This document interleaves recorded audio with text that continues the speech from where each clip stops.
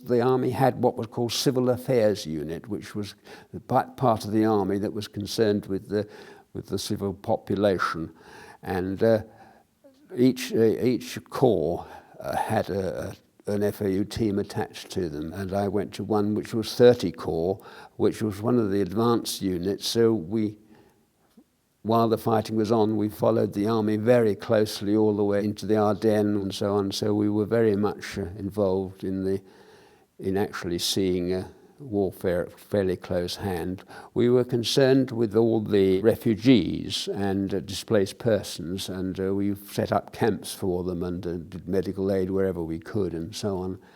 And it was while we were doing that work that we got the call that they were uncovering a concentration camp at Sandbostel, and they asked if we would go with them, and we said yes, of course we would, and we drove through the night.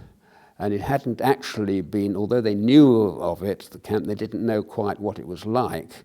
And so we had to wait while it was liberated, which was a strange experience because, and actually a testing time for my beliefs in a way, because I remember almost wishing the army to liberate the camp so that we could get on with the desperate need of rescuing these people. So we were there right at the very beginning, and of course it was a very horrible sight.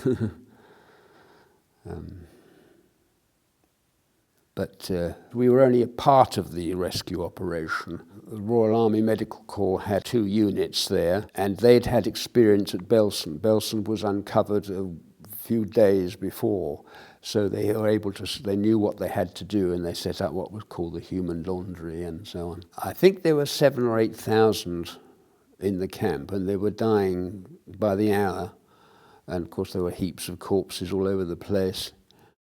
To start with, we were put in charge of the kitchens. There were kitchens there, but there was no food, and we had to go out and to get a lot of food in from wherever we could get it. Under the authority of the doctors, we prepared some sort of soup that these people could take, because if you gave them food, they were just sick and died anywhere, some of them, and others could take it and so on. But we were there for about 2 weeks before the camp was finally cleared. Because we didn't really know what we were expecting to find, and it was the army who had decided that local people should be brought in. Well, it was such a vast job that any labour was going to be useful. But we were very horrified when we were asked to collect high school girls to do something like this. And of course they were terrified. They didn't know what on earth was going to happen to them. They thought it was some sort of revenge possibly. And nobody was talking to them, only we conversed with them and said, as far as we know, it's a labouring job. Well, because we were all very horrified and shocked. It was quite outside our experience. I mean, what we were seeing before our eyes was something quite different to war. I mean, you expected soldiers to die and be wounded and shot and so on, but not something organised like this. They were just exterminated. So it was something that really fundamentally shocks you. Personally, I was so horrified that I almost felt that I had to leave the FAU straight away and go and join the army and do something. It really shattered my beliefs.